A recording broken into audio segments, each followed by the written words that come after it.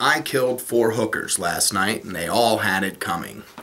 The ad said 4-girl fantasy $2,000, but they all wanted an extra $1,000 because it was apparently too creepy to fuck in a room where 6 people were freshly murdered.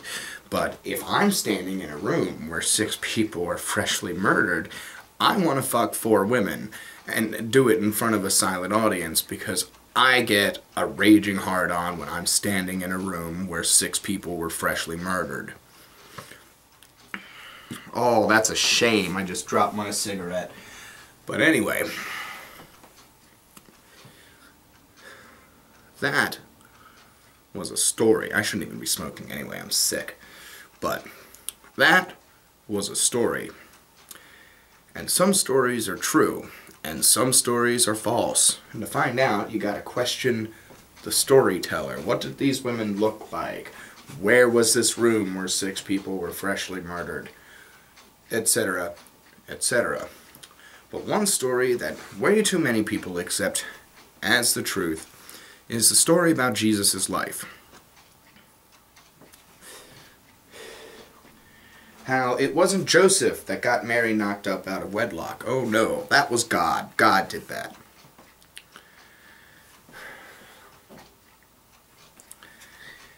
So, I've compiled a handy little argument all about Jesus' life.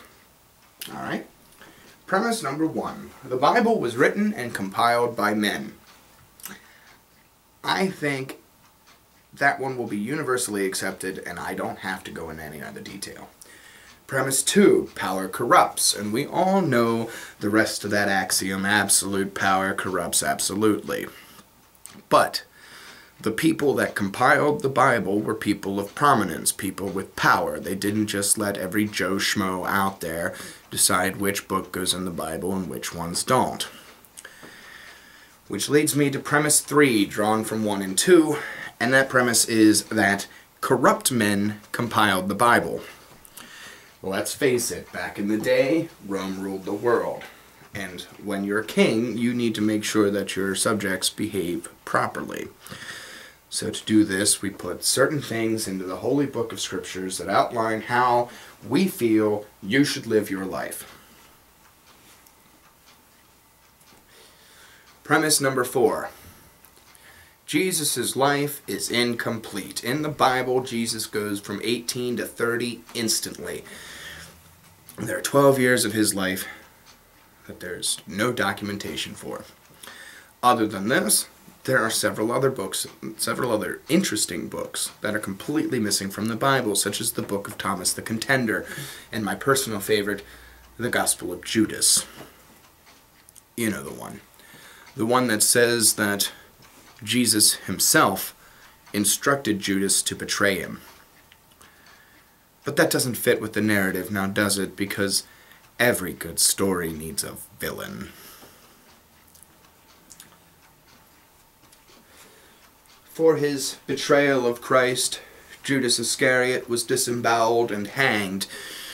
Dante Alighieri writes in the Inferno that Judas was found in the lowest level of hell, completely submerged below the surface of a frozen lake. All of this to make you feel much, much better about Jesus because the bad guy got what was coming to him. Premise number 5. Documents go missing for a reason.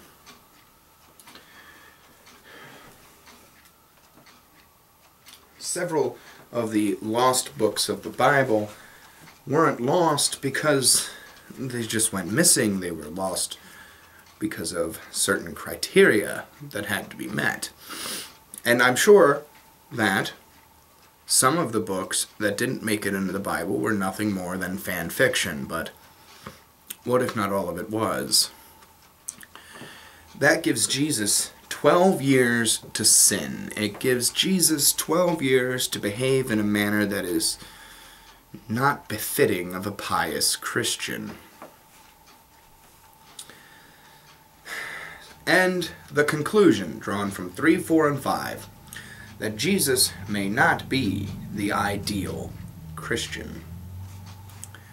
There are 12 years of his life unaccounted for, and that's plenty of time to go nuts and kill 4 hookers. Although much more likely and much more universally accepted was that Jesus fathered a child out of wedlock. As we all know, back in the day, that was taboo. But none of this jives with Rome's narrative. Bottom line, if you want me to believe in a story, I'm going to question the storyteller. After all, you can't spell believe without lie.